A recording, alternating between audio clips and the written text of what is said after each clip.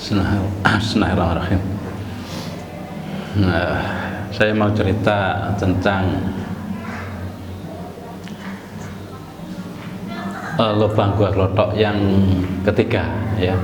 Lubang gua klothok ini lubangnya posisinya dari masuk pintu gua itu di sebelah selatan, ya. Kalau sudah masuk baru kelihatan ada lubang di dalam, ya, masuk lagi. Ini sebelah selatan, lubangnya agak naik dari lantai gua, ya. Lubang ini agak naik, kenapa? Karena ini menggambarkan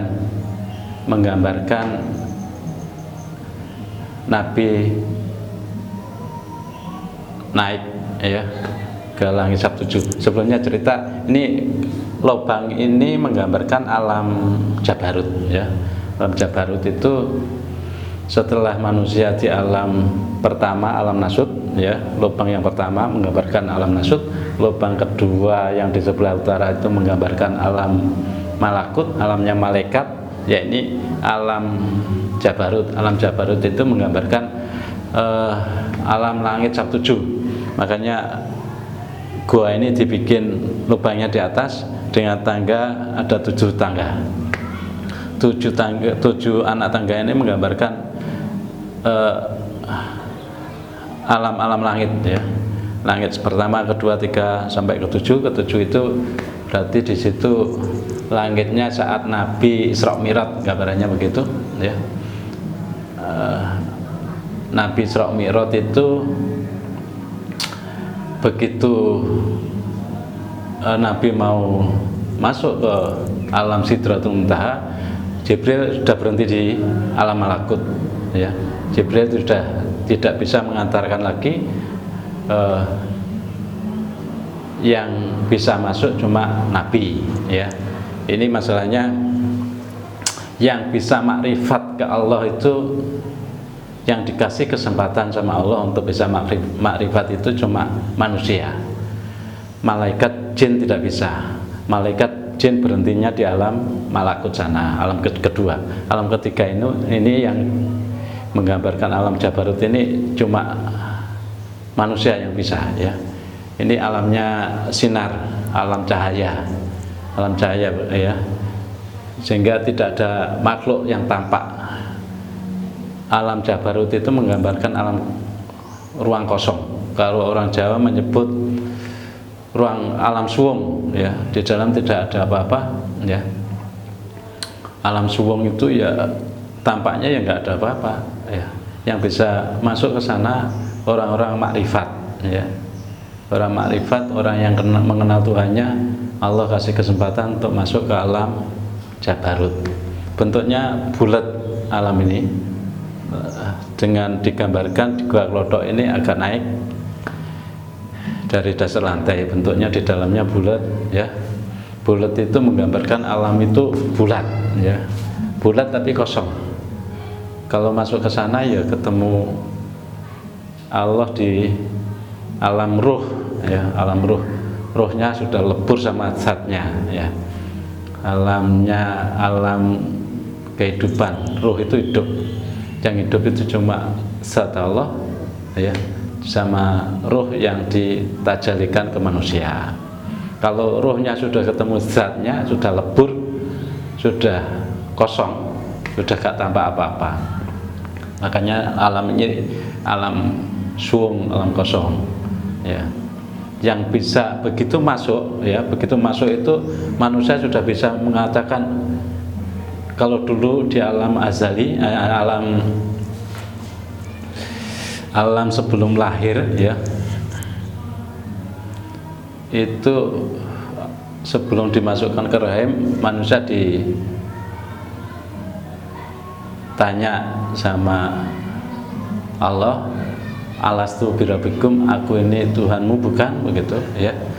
Terus hambanya jawab, qala bala sayyidna, ya. Hambanya menjawab, ya, engkau Tuhanku, benar, saya menyaksikan. Kalau manusia di dunia sudah masuk ke alam sini, ganti yang jawab manusianya. aku hambamu ya Allah, engkau Tuhanku, ya. Ini baru bisa di sini, baru bisa masuk ke alam jabarut ini. Hamba sudah bisa mengatakan, bisa menyaksikan engkau Allah, aku hambamu, ya, di sini. Makanya inilah rasa Allah pada manusia untuk membedakan, meninggikan manusia, ya. Manusia itu ditinggikan derajatnya daripada makhluk yang lain karena Allah itu cuma kasih kesempatan ke manusia untuk bermakrifat, ya, untuk mengenal Tuhannya, yang makhluk lain tidak akan bisa, ya. Yang begitu masuk ke sini sudah alamnya pandang memandang. Alamnya orang makrifat itu alamnya orang ihsan, pandang memandang, ya, saling pandang, ya. Di sini hambanya memandang, Allahnya memandang. Hambanya lebur, ya, ruhnya lebur dalam zatnya, tinggal yang tampak Allahnya, ya, dibongkar di sini. Rahasia Allah sama rahasia manusia itu terbongkarnya di alam jabarut, ya. Sehingga sudah di sini sudah meninggalkan alam malakut, alam surga neraka. Nggak ada di sini alamnya surga, alamnya neraka. Surga neraka di alamnya malakut sana, di alam yang kedua. Alam ketiga sudah nggak tampak alam malakut. Alam ketiga ini yang tampak hanya alam kosong, nggak ada surga neraka, nggak ada malaikat, nggak ada jin. Yang tampak hanya tersingkapnya rahasia Allah di sini, yaitu rahasianya ini alam ketiga. Alam pertama nasut, malakut, terus jabarut. Alam ketiga ini menyingkapkan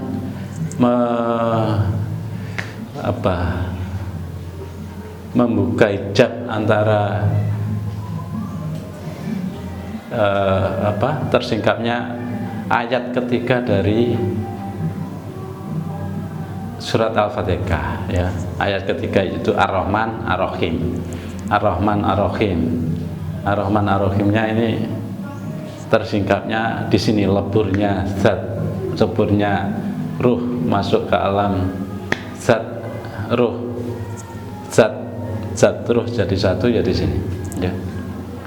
Sebenarnya ruh sama zat itu satu, ya. Ini tersingkapnya di sini. Ar-Rahman Ar-Rahim. Rahman itu menggambarkan manifestasinya dari ruang kosong, ya, Rahman. Wujudullahnya ruang kosong. Rahimnya menggambarkan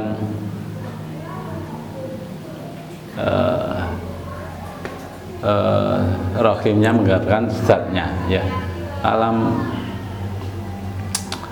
kosong ini menggambarkan wujudullah dan yang ada cuma tampak wujudullah dan zatullah, ya, dohir dan batinnya.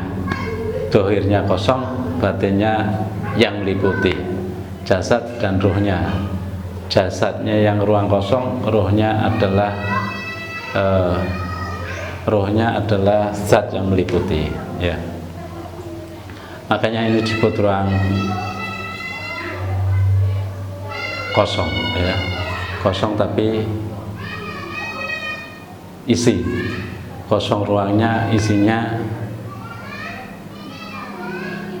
diliputi dengan zatullah total, ya. Tapi yang tampak zatullahnya gak mungkin tampak. Yang tampak cuma ruang kosongnya, ya.